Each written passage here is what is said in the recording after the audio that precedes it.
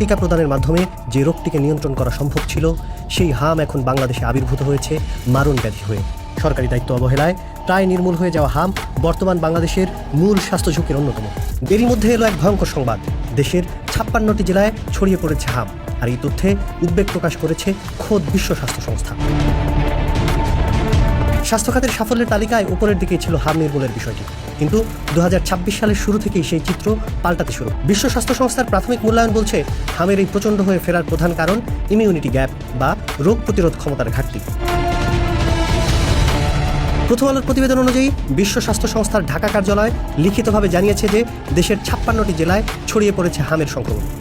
পরিসংখ্যান বলছে, কেবল রাঙামাটি, বাগেরহাট, মেহেরপুর, জয়পুরহাট, গাইবান্ধা, লালমনিরহাট, পঞ্চগড় ও বান্দরবান এই 8টি জেলা বাদে পুরো দেশ এখন হামের গ্রাসে পরিণত হচ্ছে। হামের আক্রমণের পরিস্থিতি কতটা ভয়াবহ তা বোঝা যায় মৃত্যুর মিছিল দেখে। ঢাকা ট্রিবিউন এবং প্রথম আলোর মাঠ পর্যায়ের তথ্য বলছে, সারা দেশে হাম আক্রান্ত হয়ে মৃত্যুর সংখ্যা এরই মধ্যে 50 ছাড়িয়েছে। বিশ্ব স্বাস্থ্য সংস্থা নিশ্চিত করেছে, আক্রান্ত শিশুদের 69% বয়স 2 বছরের নিচে, যার মধ্যে 34% বয়স 9 মাসেরও কম। অর্থাৎ দেশের কনিষ্ঠতম জনগোষ্ঠী এখন সবচেয়ে বেশি জীবন ঝুঁকিতে রয়েছে। বর্তমানে জাতীয় পর্যায়ে সংক্রমণের হার 16.8% দাঁড়িয়েছে, যা দেশব্যাপী বিস্তারের স্পষ্ট ইঙ্গিত। জনস্বাস্থ্য বিশেষজ্ঞরা মনে করছে, মাঠ পর্যায়ে তদারকির অভাব এবং কেন্দ্র থেকে জেলা পর্যায়ে উপযুক্ত জনবলের ঘাটতি এই সংকটকে আরও ঘনীভূত করেছে। IEDCR এর সাবেক প্রধান বৈজ্ঞানিক কর্মকর্তা মুশতাক হোসেনের মতে, শুধু মাঠ পর্যায়ে নয়, নীতি নির্ধারণী পর্যায়েও দক্ষ জনবলের অভাব রয়েছে। তিনি হুঁশিয়ারি দিয়েছেন যে কমিউনিটিকে সম্পৃক্ত করতে না পারলে এই প্রাদুর্ভাব নিয়ন্ত্রণ করা অসম্ভব হয়ে পড়বে। এখন প্রশ্ন হলো, সামনে কি অপেক্ষা করছে?